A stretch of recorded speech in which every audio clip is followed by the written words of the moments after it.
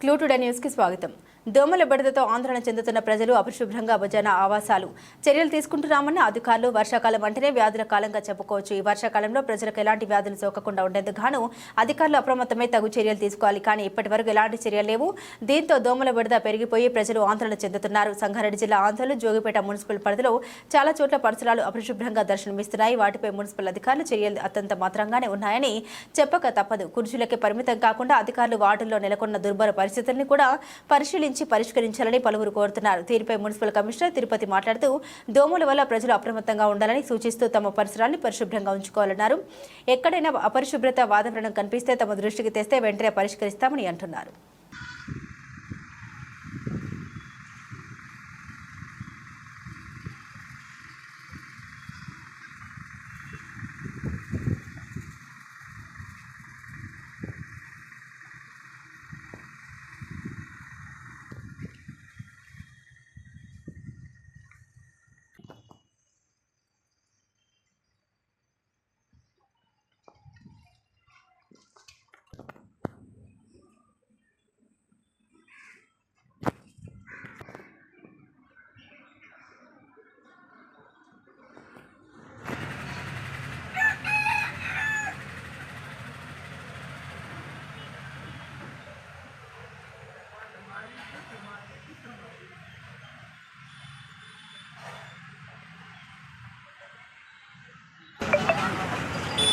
ಮಾಡಿದಾಗ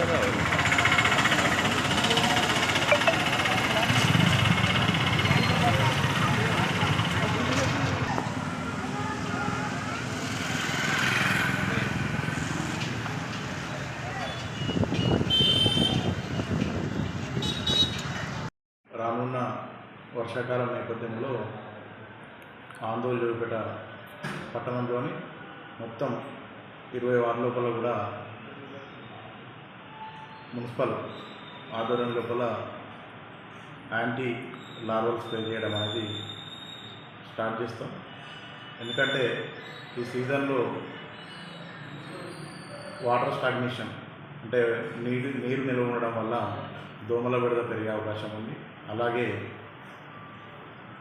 పిచ్చి మొక్కలు ఇవి కూడా పెరిగే అవకాశం ఉంది. కాబట్టి దానికి తగ్గట్టుగా వార్డుల వారీగా ప్లాన్ చేసుకొని వార్డ్ వైజ్ పిచ్చి మొక్కల తొలగింపు, అలాగే డ్రైన్స్ ఏవైతే మనకి కచ్చా డ్రైన్స్ కొన్ని ఉన్నాయి, పక్కా డ్రైన్స్లో రెగ్యులర్గా మేము శానిటేషన్ అనేది చేయడం జరుగుతుంది. కానీ కొన్ని కచ్చా డ్రైన్స్ పూడిగా ఉండడం వల్ల సరైన విధంగా వాటర్ వెళ్ళే పరిస్థితి ఉండదు. సో అట్లాంటి డ్రైన్స్ను గుర్తించి యుద్ధ ప్రాతిపదికన ఈ మంత్ లోపల తీయించి వాటర్ నిల్వ ఉండకుండా వెళ్ళే విధంగా చర్యలు తీసుకోవడం జరుగుతుంది.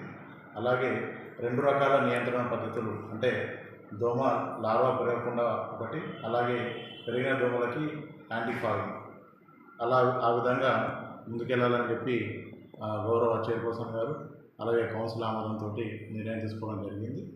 ఈ మంత్ లోపల ఫాగింగ్ అట్లాగే యాంటీ లార్వా స్ప్రే కూడా చేయడం జరుగుతుంది. ప్రజలకు కూడా వాళ్ళకి ఏదైనా సమస్యలు ఉన్నట్టయితే మా దృష్టికి రాని సమస్యలు శానిటేషన్ విషయంలో మా దృష్టికి తీసుకొచ్చిన వెంటనే స్పందించి చర్యలు తీసుకోవడం జరుగుతుంది. ఇంకేమైనా సమస్యలు ఉన్నా కూడా మాకు తెలియజేయాల్సిందిగా కోరుతున్నాం. అలాగే ఈ సీజన్లో ముఖ్యంగా ప్రజలు ఇబ్బంది పడే అంశం ఏంటంటే డెంగ్యూ. ముఖ్యంగా డెంగ్యూ దోమ అనేది మనకు మురికి నీరులో కానీ మురికి కుంటల్లో కానీ అలాగే పెరగదు.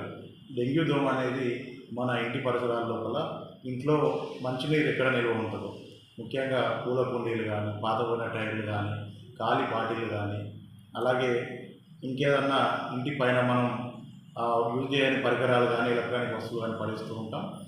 వాటి లోపల వర్షం నీరు స్వచ్ఛమైన నీరు నిల్వ ఉండడం వల్ల డెంగ్యూ దోమ సంతానోత్పత్తి చేసుకొని అది పెరగడం జరుగుతుంది. డెంగ్యూ దోమ కూడా ఎక్కువ ప్రయాణించదు. అది పుట్టిన ఏరియా నుంచి వితిన్ 1 కిలోమీటరు 1/2 కిలోమీటర్ రేడియస్ లోపలనే తిరుగుతూ ఉంటుంది. కాబట్టి ముఖ్యంగా పగలు సంచరిస్తూ ఉంటుంది. కాబట్టి దాన్ని మన ఇంట్లో ఉన్న ఇట్లాంటి ఏవైతే నిల్వ నీరు ఉన్నాయో అవన్నీ పడేయడం ద్వారా అంటే పూల కుండీలను కానీ ఈ ప్లాస్టిక్ బాటిల్ కానీ కొబ్బరి బొండాలు కానీ టైర్లు కానీ ఇట్లాంటివి ఎప్పుడు నీరు నిలవకుండా చూసుకోవడం వల్ల మనకు డెంగ్యూ దోమ అనేది ప్రమాదం నుంచి తప్పించుకోవచ్చు. కాబట్టి ప్రజలు ఈ అవేర్నెస్ కలిగి ఉండి ప్రతి శుక్రవారం కూడా ఇప్పుడు నెక్స్ట్ వచ్చే శుక్రవారం నుంచి కూడా జిల్లా కలెక్టర్ గారి ఆదేశాల మేరకి వార్డు వారీగా డ్రై డే ఫ్రైడే కార్యక్రమం కూడా స్టార్ట్ చేయబోతున్నాం. గౌరవ కౌన్సిలర్లు, చైర్పర్సన్ గారు, వైస్ చైర్మన్, అలాగే అందరి సహకారంతో నిన్ననే కలెక్టర్ గారు ఆదేశాలు ఇవ్వడం జరిగింది. సో ప్రతి శుక్రవారం ఇంట్లో ఉన్న నీరు ఇవన్నీ కూడా తొలగించే కార్యక్రమం మున్సిపల్ పరిధిలో చేపట్టబోతున్నాం.